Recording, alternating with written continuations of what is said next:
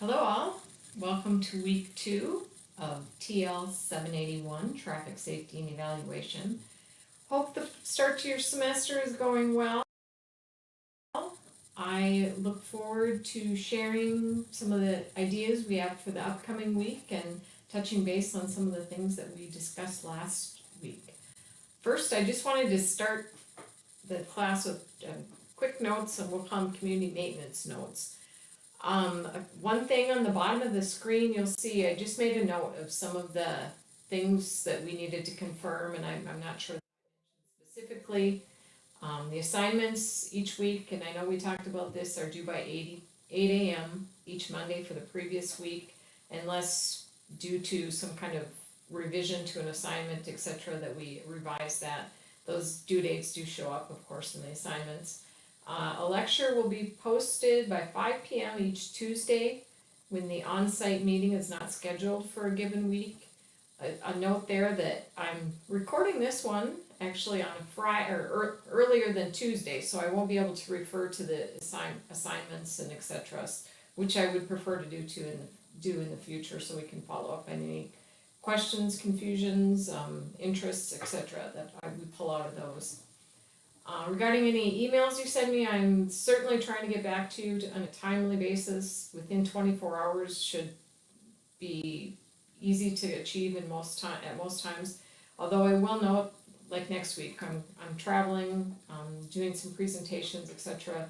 next week, Monday through Wednesday, so that may be a little bit delayed on response with those during that time period. On-site meetings, as we discussed when we met, will be scheduled somewhere between noon and 4. They won't be a full 4-hour session, but that gives us some little flexibility on the starting time if you can just kind of block that. And I will try to give you sufficient notice on when we are going to meet. Moving back actually to some of the things that we discussed last week in a quick review. We started with that broad introduction, Unit 1, to an evolving field of traffic safety. We spent some time going through the history just so you could kind of see what was occurring in terms of the federal role, state policy, some of those milestones that we can, if we look at trends with what's happening with traffic crashes or with vehicle miles or things like that, we could understand what maybe was impacting that and why those were occurring. Also, we started to discuss some of the key stakeholders, keeping in mind, of course, the public is always a stakeholder when we're talking about things like traffic safety. It's truly a multidisciplinary field. This aspect of traffic safety has really been strengthened over the last few years, and my hope is to bring in some speakers to let them explain that to you, just based on their practitioner type perspectives in the various areas. And regarding the discussion board that we're testing out with this class, we had a nice start. Again, I'm recording this a little early, so I won't be able to get through all the threads before, or to share thoughts, but I offer a thread for discussion. It was great to see that CGI had decided to create another opportunity for interaction. I welcome that. That's good to see. Also a note too to remember that the board is set up for you to allow you to subscribe. It's right above the name of the thread or the discussion board. It'll allow you to set up so you receive an email when a new thread is posted. It might be, if nothing else, a little reminder to be active in that discussion board during the week. And I'm not making it hold firm, of course, since we didn't meet until Wednesday this week, but it really would be best to try and make that post and required in the future by the end of the day on a Wednesday of the week, and then just finish out any additional posts with a minimum of 3 during the rest of the week. And as I said, you are welcome to start your own threads. That was great to see. Just let me know if you have any questions or issues moving forward with that discussion board. The activities for week 1, I'm sure it looks like most of you are still wrapping these up, but the classmate introductions, nice start on that, and it's fine if it was posted in a different area. That the important thing is that it's there, so we're getting to know a little bit about the backgrounds of each other, and that, I think that'll help with our class discussions and just kind of finding common ground and places to share some ideas and work on some ideas. I mentioned the weekly discussion already. The onboarding quiz, of course, should be there for you to complete, very short, just kind of another get familiar with the system, get to know each other, etc. type of activity. We had 2 assignments this week, the IRB training, which we did touch base on in class, and then the blood alcohol content that we revised on Wednesday.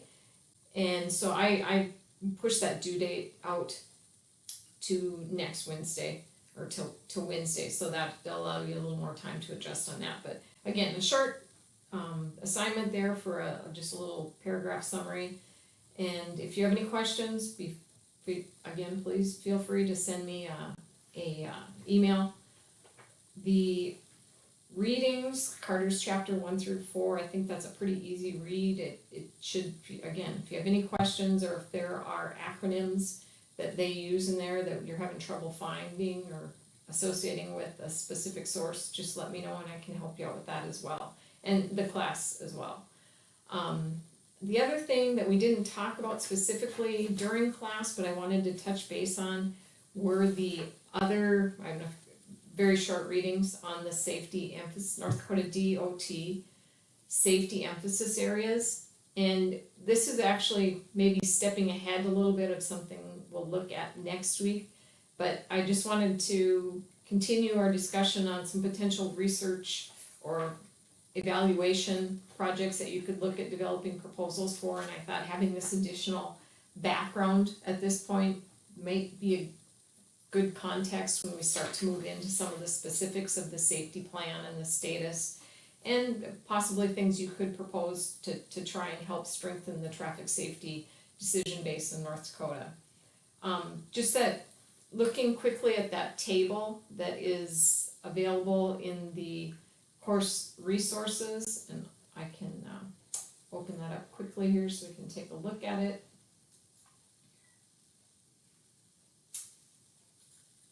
This table summarizes, and apologies for the sideways, but summarizes the safety emphasis areas.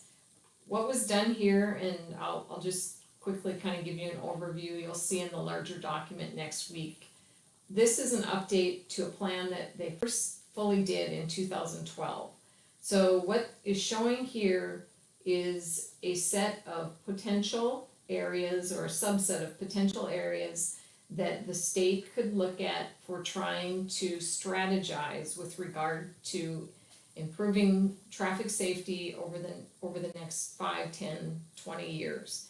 And so this plan is updated periodically, about every 5 years. What the state system, local system, statewide is looking at are the different road groups in the state. The state system is that higher level of highway network that the state manages, includes the interstate systems and the state highways. That next system, the local system, has been a major issue as far as traffic fatalities in the past, and we can talk about that when we get together or in a future discussion. About 40% of the fatalities in the past have been attributed to that local system, and those are the local roads. Gravel roads, county roads, township roads, the lower, I'm going to call them the lower level, lower engineered type of roadways, less traffic control, of course, etc. And so they have developed some plans, or excuse me, strategies to address that road system specifically, again, because while they influence it, it does fall outside of the actual state agency domain. So they work with the local officials on those roads. And then just in summary, that statewide look at the road, at what's happening with the roads. And these percentages and counts you're seeing underneath their label, but the first column under each road system is the injury type. The first group is severe injuries, and that includes fatal, and then disabling injuries. The all injuries includes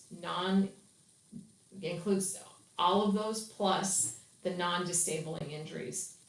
And as we get into reading more about the traffic safety research, etc., you'll understand first that it used to be fatal injuries they looked at specifically. And as we talked about when we met, that gets to be pretty challenging for states like North Dakota, where the fatal crashes, although tragic, are pretty limited. So to try and do a rigorous plan or strategy building session with that kind of data is pretty difficult. Even more so when you start to look at something like a county or a locality and trying to use just fatal crashes. So the state has moved to looking at severe injury crashes. Those crash types do highly correlate when you look at kind of the relationships across the geography and factors and etc. The all injuries a little less so when you get into things like the non-disabling, and even more so if you look at all crashes where you get into property damage only as well. But there are still certainly, as we talked about, for instance, with that intersection example, there is a great deal in value in being able to look beyond just the fatal and severe injuries to the all, and even potentially the property damage only or tow away crashes, for instance. So keeping that in mind for what you may be looking at for a project or for data sources. I just wanted to mention that. Of course, if you're looking nationally, you can't use the severe injuries, you'll need to use the fatalities type data. But that at the national level, depending on how you are stratifying it for your study, usually will be sufficient for a pretty nice application or study in traffic safety if you're using a multi-year, pretty large geography capture on that. So I wanted to touch base on that, and then just again the one-pagers were something that the DOT provided to stakeholders in a meeting where they described what they are doing with the update to the traffic safety plan. This is just a more in-depth, or a synopsis I should say, but gives you some additional context for the why they're looking at it, some of the highlights. They define it first of all, which is quite useful. They then also talk about that incidence rate that they're showing in the table, some highlights from the previous study that they are during and since that previous study in 2012, and then some potential safety strategies that one could use. And again, these are some of the things that we could look at for where they have been adopted, or if we're looking at something where are there certain alternatives we can look at and see what the benefit cost of those different alternatives might be. Because of course resource constraints are a huge issue when we start looking at any kind of public investment, and making sure that we're making the most judicious and kind of effective decisions with regard to those resources. Intersections also covered, and you'll see that not all of the topics that appear to be in the safety emphasis area table and issue are covered in these one-pagers, but they do give you a start to what you might want to try just capturing as basic information for understanding what you could look at with your study. The young drivers, for instance, is not among the top 4 or 5, but that is seen as an at-risk or an at-need on an ongoing basis just because of the inexperienced group you're dealing with. Another one that we've looked at and continue to look at, or a couple more, are older drivers. The Aging Society in the US, and which is even at a greater rate in North Dakota, is another kind of high risk type of user group. And looking into literature there, you can understand some of the reasons why. Large trucks is another one that I guess is not mentioned in here. We talked about the oil development in the West, and large truck crashes really spiked for a time period, but have come back down again. So that one is kind of one of those, we'll talk about regression to the mean issues, that while we certainly want to be aware of things like that, it may not be the priority beyond what is already done in that area, because there's already a lot of activity in that area with motor carrier safety programs that the federal government manages through and with the state. So I will close this and